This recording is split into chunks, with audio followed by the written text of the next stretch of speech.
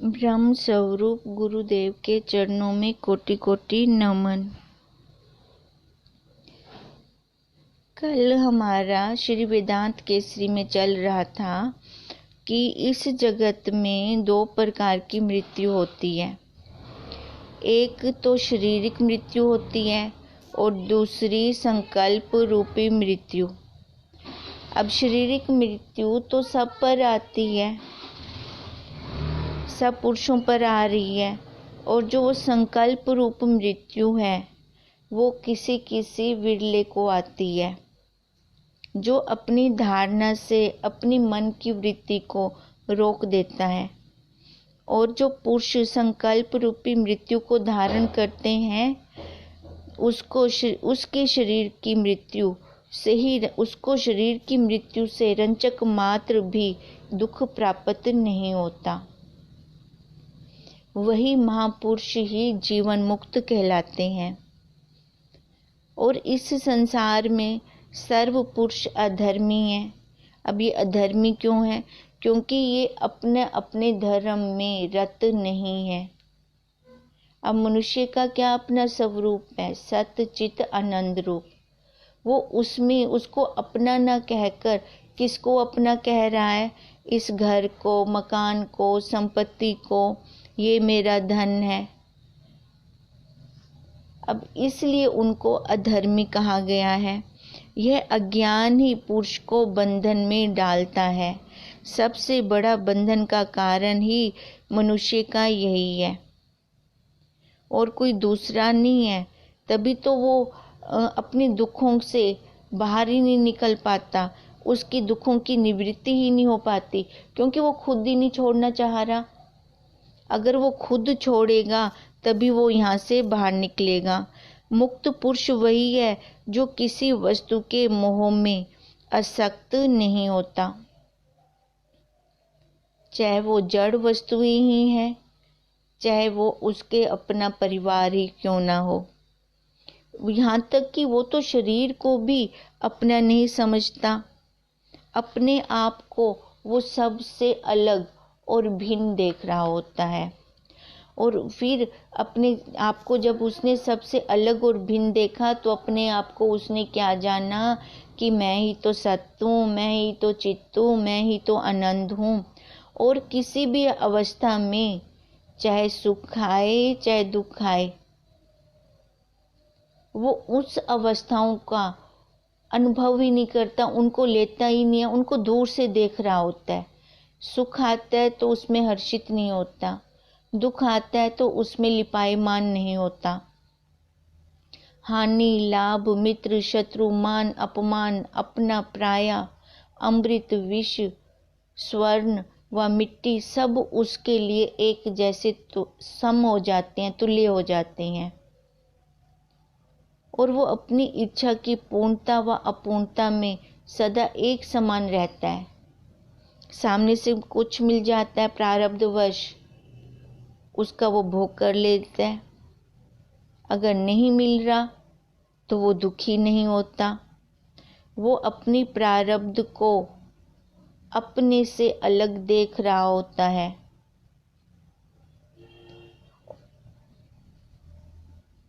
ऐसा पुरुष जीवन मुक्त ज्ञानी परमेश्वर स्वरूप है। वही हमारे लिए परमात्मा है, क्योंकि आज तक हमने किसी परमात्मा को देखा नहीं। वही परम आत्मा ही परमात्मा है। नहीं तो सारे पुरुष अपने आप को कुछ न कुछ मान रहे हैं कि मैं कुछ हूँ, मैं कुछ हूँ। कोई भी नहीं कहना चाहता कि मैं छोटा हूँ। देखो, एक छोटा सा बच्चा होता है ना, उसके अंदर भी कितना अहंकार भरा होता है। उसको डांट दो तो मुंह बना लेगा। अगर उसको कुछ बोल दो तो उसको लगता है कि ये मेरे को बोल रही हैं। यह मैं पुरुष को अति ही दीन और हीन कर रही है। दीनहीन करने का और कोई कारण नहीं है, अपना अहंकार ही है। जब पुरुष विचार द्वारा अपने स्वभावों को देखता है, ये तब देखेगा जब रुकेगा तो विचार करेगा तो अपनी गलतियां भी देखेगा। नहीं तो आज तक तो हमें सामने वालों की गलतियां दिख रही थी, उसने मेरे साथ गलत किया, उसने मेरे को ऐसा कहा। कभी हमने यह विचार तो किया ही नहीं कि वो सामने वाला मेरे बारे में भी क्या सोच रहा है। एक तरफ देख रही हैं, एक तरफा पहलू था हमारा, एक सिक्के को देख रही हैं। जब तक हम दोनों सिक्कों को, दोनों साइडों को नहीं देखते, तब तक हमें पता भी कैसे चलेगा। और वो देखना भी कब आता है? जब हम सत्य का संग करते हैं, उस समय इसको ज्ञान होता है। जब ये जीव अपनी ओर मुड़ता है, अपना निरीक्षण करता है, सामने वालों का नहीं करता, अपनी गलतियां देखना शुरू करता है, तब इसको ज्ञान होने लगता है कि मेरी यह अवस्था है। नहीं तो अपने अवगुणों को देखना बड़ा ही कठिन है। कौन अपने आप को गलत कहता है? देखो, जब हम दूध बॉयल करते हैं ना, बहुत अच्छा उदाहरण है इसका। बच्चे से गिर जाए या घर के किसी और सदस्य से गिर जाए तो उसको हम बहुत डांटते हैं। और जब अपने आप से कभी दूध खिंड जाए, फिर गुस्सा आता है, सामने वाले पे तो गुस्सा आता है। जब अपने आप से खिंड जाता है तो फिर हमारे मन में क्या भाव आता है? मैंने जान के थोड़ी गिरा है, ये तो निकल गया, मेरे को पता ही नहीं चला, है ना। फिर क्या करते हैं कि फटाफट साफ कर देते हैं कि किसी को दिखाई भी ना दे। अब ये पक्षपात है, ये धोखाधड़ी है। जब सामने वाले से गिरता है फिर तो हमें बहुत क्रोध आता है, गुस्सा आता है। और जब अपने से गिरता है तो वो क्रोध, वो गुस्सा कहाँ छू मंतर हो जाता है। अब यही निरीक्षण करना ज्ञान हमें सिखाता है कि अपने अवगुणों को देखें, अपनी गलतियों को सुधारें। यही कारण है कि यह जीव अज्ञान रूपी अंधकूप में बंधमान होकर आज तक घटी यंत्र की तरह ही बार बार उत्पन्न हो रहा है और मर रहा है। चारों खानियों में से कोई भी आकार बार बार ले रहा है और मृत्यु को प्राप्त हो रहा है। दृष्टि में तो, देखने में तो सब मनुष्य हैं, किंतु मनुष्यता अति दूर है, मनुष्य कहलाने के योग्य भी नहीं है। पहले मनुष्य तो बने, नर तो बाद में बनेंगे, पहले मनुष्य तो बने। मनुष्य में 4 प्रकार के गुण होते हैं, 3 स्वभाव, काम, क्रोध व लोभ तो पशुओं के भी हैं, पर चौथा स्वभाव, विचार, ये खाली मनुष्य का ही है। पशु नहीं विचार करते। काम पशुओं में भी है, क्रोध भी है और लोभ भी है, पर ये चौथा गुण विचार का मनुष्य में ही है। अब ये विचार देखो, सारे तो नहीं करते, सारे जितने भी मनुष्य हैं सारे विचार तो नहीं करते। विचार कौन सा? अपने स्वरूप का। संसार वाला तो बहुत विचार करते हैं, कहाँ से मेरे को फायदा होगा, वो विचार तो उनको बहुत है।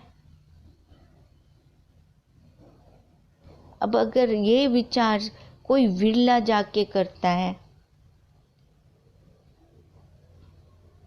इसलिए सब प्राणी मात्र पशु स्वभाव में ही अपने अमूल्य जीवन को नष्ट कर रहे हैं।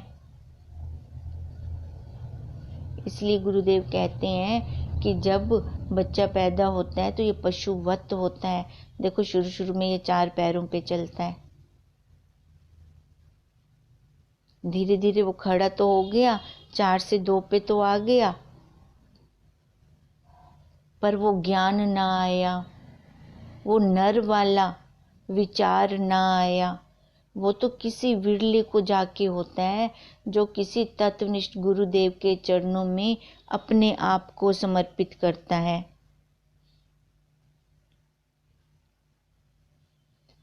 देखो, इस जगत में जो ये शरीर हम लेकर आए हैं, ये सदा ही या तो रोगी है या निरोगी है, या तो बीमार है या बीमार नहीं है।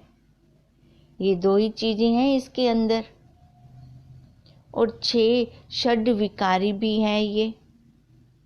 गर्भ में आना, उत्पन्न होना, बाल्य अवस्था, युवा अवस्था, वृद्धा अवस्था और नाश हो जाना। ये 6 विकार हर मनुष्य के हैं ही हैं। इन अवस्थाओं से यह सिद्ध हुआ कि शरीर सदैव परिणाम रूप है, कभी भी एक जैसा रहने वाला नहीं है, सदैव बदल रहा है। अब बचपन से जवानी, जवानी से बुढ़ापा, बुढ़ापा से मृत्यु, मृत्यु से देहांतर प्राप्ति। जो वस्तु एक रस नित्य स्थित ना रहे उसे नाशी कहते हैं।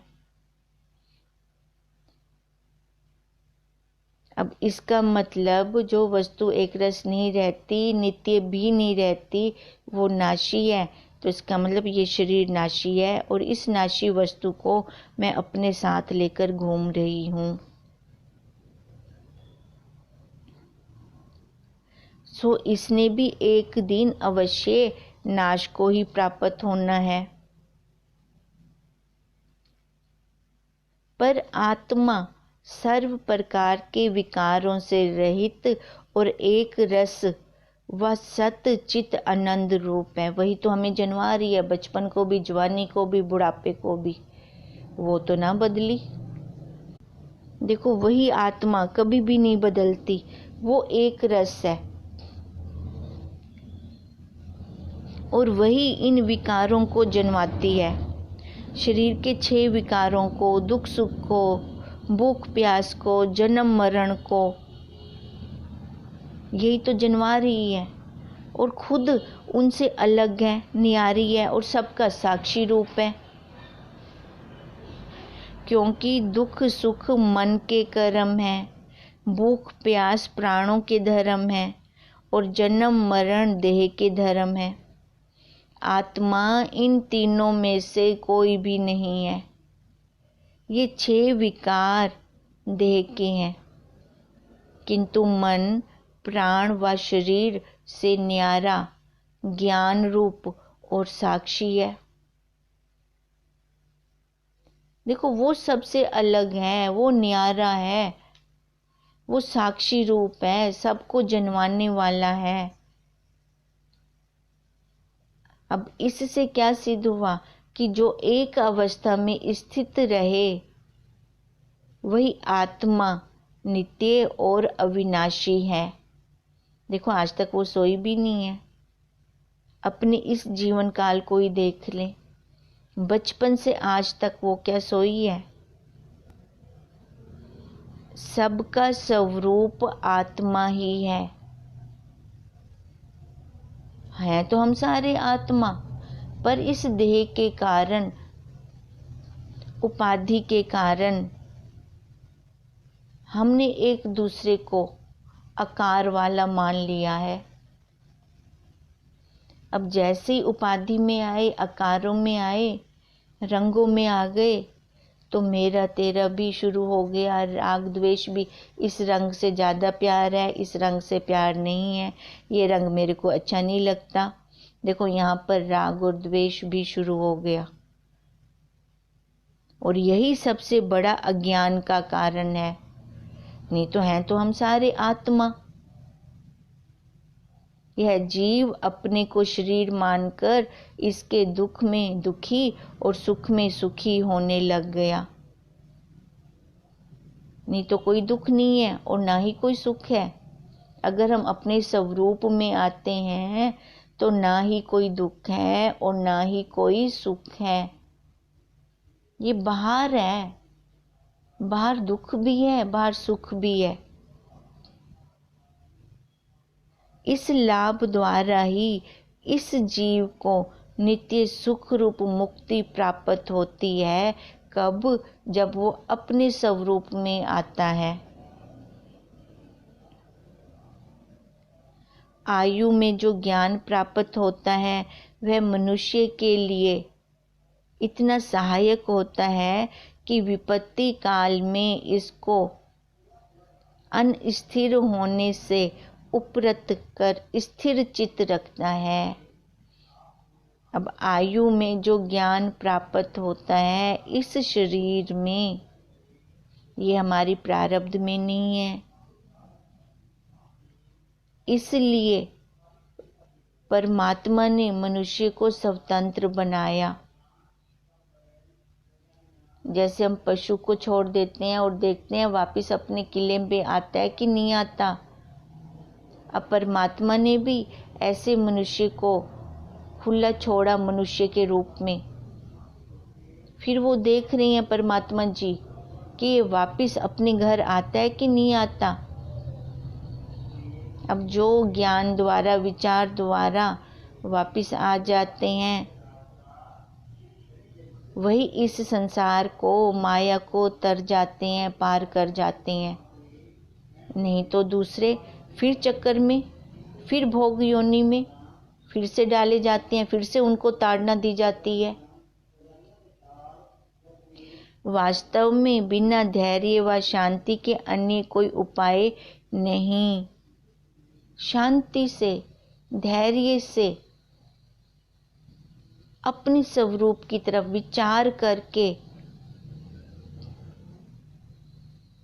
भागम भाग न करें, आंखों वाले अंधे न बने।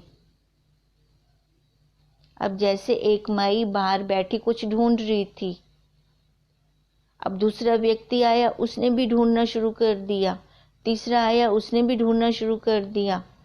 किसी ने आके पूछा, भाई क्या ढूंढ रहे हो? तो माई ने बोला, एक सुई गुम गई है। अब सुई, उसने पूछा कहाँ गिरी थी? उसने बोला अंदर गिरी थी। फिर ढूंढ, मैं बाहर क्यों रही हूँ? फिर उसने पूछा क्यों बाहर ढूंढ रही है जब अंदर गिरी है? क्योंकि लाइट बाहर है, अंदर अंधेरा है। वो माई ढूंढती रहे, उसके साथ जो मिलके ढूंढ रही हैं वो भी ढूंढते रहें, जन्मों के जन्मों बीत जाएंगे, वो वस्तु प्राप्त नहीं होगी। जो वस्तु जहाँ से गुम हुई है, अगर वहां से ढूंढी जाए तो हमें मिल भी सकती है पुरुषार्थ करने पर। जब डायरेक्शन ही बिल्कुल गलत हो गई, उलट हो गई, फिर तो कोई चांस ही नहीं है उस वस्तु के मिलने के। अब हम उन वस्तु को अगर बाहर विषयों में ढूंढते रह जाएंगे, क्योंकि धैर्य तो है नहीं, हम चाहते हैं फटाफट हमें वो सुख मिले, और वो सुख हम बाहर विषयों में खोज रहे हैं। अंदर शांति भी नहीं है, छल कपट है। अब देखो फिर वो हमें कैसे मिलेगा, अपना स्वरूप में हम कैसे स्थित होंगे। जो वस्तु जहाँ गिरी है, धैर्य से, शांति से अगर उसकी हम खोज करते हैं तो वो हमें मिल भी जाती है। अब यही गुरुदेव हमें बार बार कह रहे हैं कि वास्तव में धैर्य व शांति के अन्य कोई उपाय नहीं है अपने स्वरूप को पाने का, क्योंकि शरीर की रचना तो विरोधी तत्वों से हुई है, विरोधी पदार्थों से हुई है, जो कभी एक रस नहीं रहते। जब देखो विक्षेपता होती है, मन शांत नहीं होता, तब हम अपने आसन पे बैठ के भी अपना काम नहीं कर पाते। वही विचार अंदर बार बार चल रहे होते हैं, वही विचारों की पट्टी चल रही होती है। क्यों चल रही होती है विचारों की पट्टी? क्योंकि हमने उनको वजूद दिया। जब तक इन पदार्थों का परस्पर मेल है तब तक जीवन है, और जब उनमें से कोई बलवान हो गया तो मृत्यु हो जाती है। देखो, जब तक इन विरोधी पदार्थों का आपस में परस्पर मेल है, अब ये विरोधी तत्व क्या है? 5 तत्व और 3 गुण, एक के बाद एक अवस्था आ रही है, पर आपस में ये कभी भी नहीं मिलते। आपस में जैसे दिन और रात नहीं मिलते, ऐसे ये बचपन जवानी नहीं मिलता। ये तीनों शरीर आपस में नहीं मिलते, तब तक ये जीव चल रहा है। जब ये तीनों लेवल में रहते हैं तो ये जीवन है। जब बैलेंस बिगड़ जाता है, इनमें से त्रिपुटी टूट जाती है, तो देखो उसको हम मृत्यु कह देते हैं।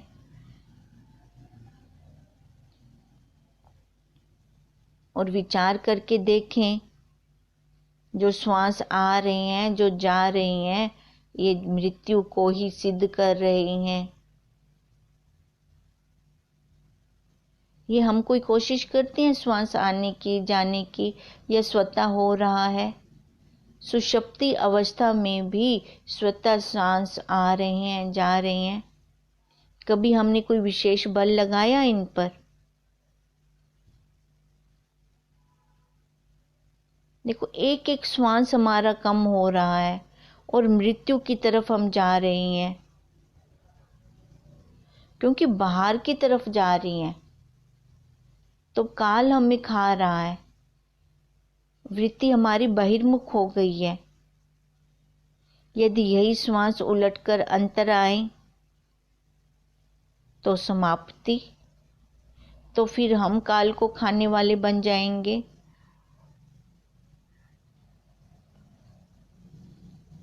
और जब यह श्वास अंदर जाता है, यह लक्षण जीवन का है। अंदर आता है तभी तो श्वास बाहर जाता है। अतः जब ऐसी भयदायक अवस्था है कि पवन रूपी तराजू में जन्म व मृत्यु तुल रही हैं, क्या पता कौन सा श्वास फूका ऐसा निकल जाए कि मुड़कर वापस ही ना आए। दो पलड़ों पे ये शरीर का ठिकाना लगा दिया है। अब तो ये श्वास एक बाहर जा रहा है तो अंदर आ रहा है, तो जीवन चल रहा है। तो ऐसे क्षण भंगुर शरीर पर विश्वास करना अति मूर्खता है। पता नहीं है ये कब साथ छोड़ दे, चलते चलते कब रुक जाए। घड़ी की सुइयों की तरह इसकी श्वासों की टिक टिक टिक लगी पड़ी है। कब इसकी टिक टिक, ये श्वासों की टिक टिक बंद हो जाएगी, ये चलती हुई घड़ी रुक जाए, कुछ हमें पता नहीं है। तो ये सारा दिन जो मैं हो रहा है, मैं मेरा हो रहा है, राग द्वेष हो रहा है एक एक से, किस कारण से हो रहा है, क्यों हो रहा है? क्योंकि ये पशुवत जो जी रहे हैं, विचार तो किया ही नहीं हमने। जो ये श्वासों की घड़ी के अंदर सेल होता है तभी वो चल रही है। ये सेल हमें पता नहीं कब रुक जाए, कितने टाइम में रुक जाए। ऐसे ये श्वासों की घड़ी का सेल भी हमें पता नहीं, ये परमात्मा ने अपने हाथ में रखा है, कब इसकी प्रारब्ध खत्म हो। ये शरीर रूपी घड़ी की प्रारब्ध खत्म हो तो सेल वहीं पे फेल हो जाएगा, वहीं खत्म हो जाएगा। जो इतना क्षण भंगुर है, पल पल में घिस रहा है, पल पल में खत्म हो रहा है, तो हम इसको सच्चा क्यों माने, इसका वजूद क्यों दें?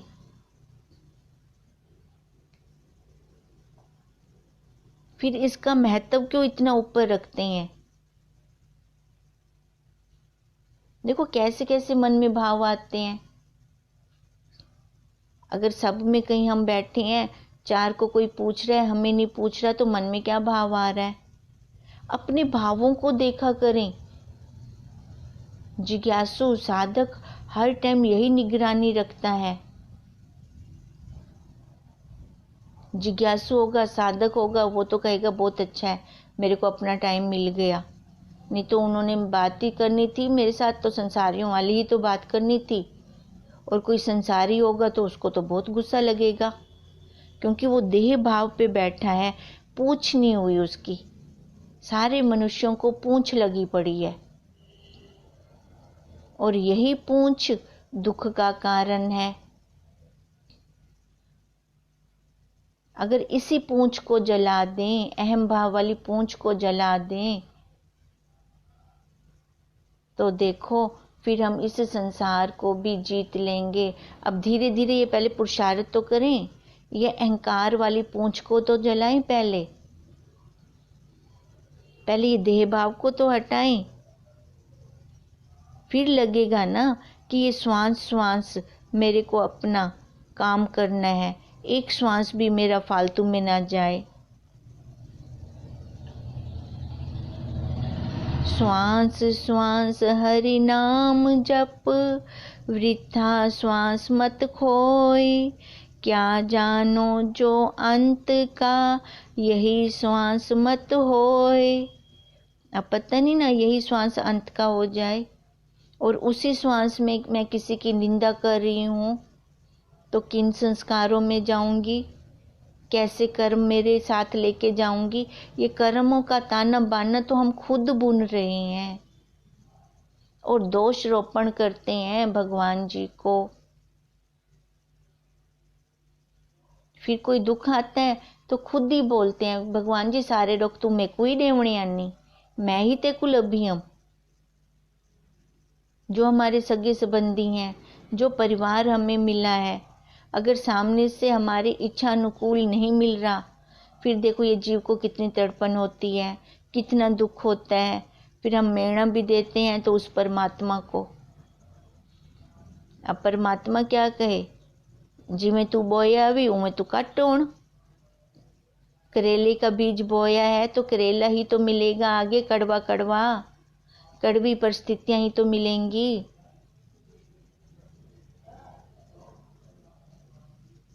अगर अच्छा बो के आऊंगी तो अनार बोऊंगी तो अनार मिलेगा, मीठा मीठा मिलेगा।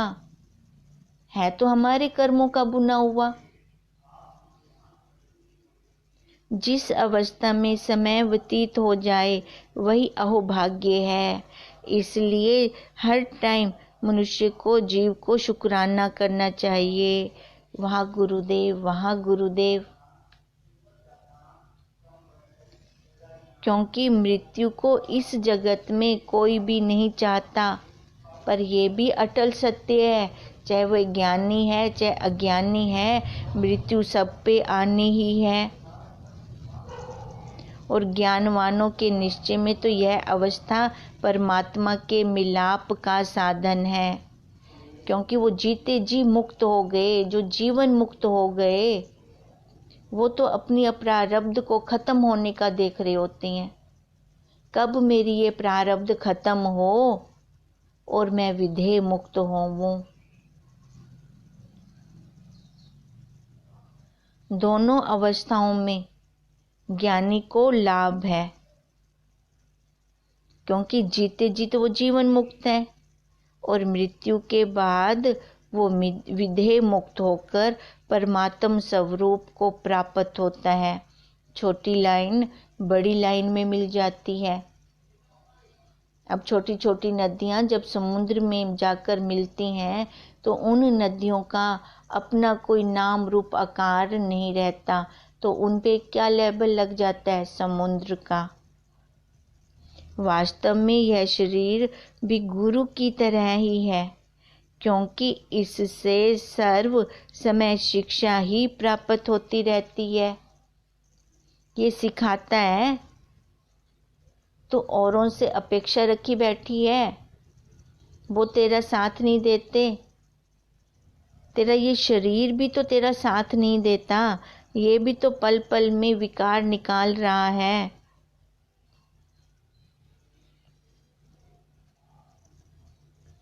इसकी रोगी दशा भी महातप रूप शक्ति है, भक्ति है। फिर देखो अगर शरीर रोगी होता है, विकारी होता है, तो फिर भी तो हम इसको साथ में लेकर इसकी अच्छे से देखभाल करके इसको ठीक करना चाह रहे हैं, तो तप कर रही है ना। शुगर बढ़ गई, डॉक्टरों ने बोला मीठा नहीं खाना, तो मीठे पे रोक लगा दी। बीपी बढ़ गया है तो उसके लिए परहेज करने शुरू कर दिए। देखो, इसके लिए भी हम तप कर रहे हैं, तभी कह रही हैं कि ये शरीर भी गुरु है जो हमें सिखाता है। इस संसार में मोह रखने से दुख और पश्चाताप के बिना और कुछ प्राप्त नहीं होता। अब संसार कहाँ है? बाहर है, हमारे मन के अंदर है। बाहर वाला संसार हमें दुखी नहीं देता, अंदर वाला संसार हमें दुखी करता है। कृत घनता, स्वार्थ प्रीति, ममता, मिथ्य भाषण, चित्त की मलिनता और द्वेष इत्यादि इस जगत में प्रधान है। क्योंकि दो में बैठा है ये जीव, मैं मेरे में बैठा है, संबंध में बैठा है। जब संबंध आएगा, मैं मेरा आएगा, तो वहाँ पे द्वैत तो अपने आप ही आएगा, और जहाँ पे द्वैत आएगा वहाँ मलिनता भी आएगी। अब जहाँ मलिनता आएगी, अपने आप को बचाने के लिए झूठ भी बोला जाएगा।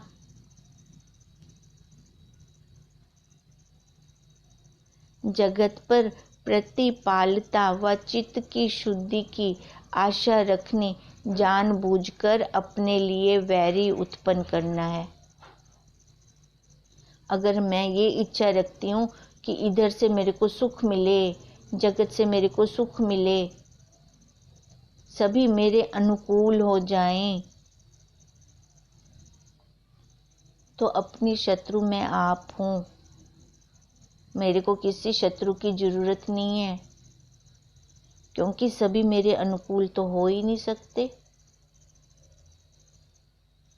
जब एक घर में 10 इकट्ठे रहते हैं, वही अनुकूल नहीं होते, तो बाहर कैसे अनुकूल हो सकता है? ये शरीर मेरे अनुकूल नहीं होता, मेरा कहना नहीं मानता, तो मैं बाहर वालों से कैसे उम्मीदें रख सकती हूँ, अपेक्षा कर सकती हूँ उनसे?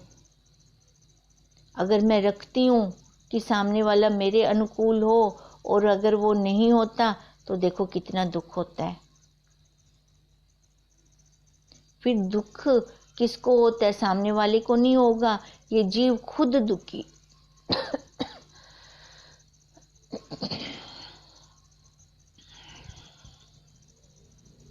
ये जीव खुद दुखी होएगा।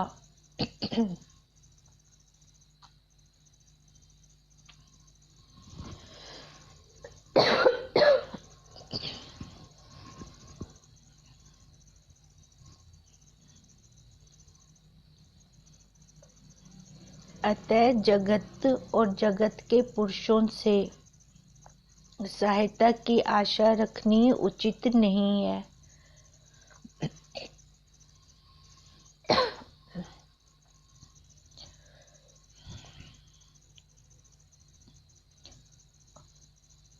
अपना होमवर्क भी करते रहेंगे, हमेशा निगरानी रखनी है।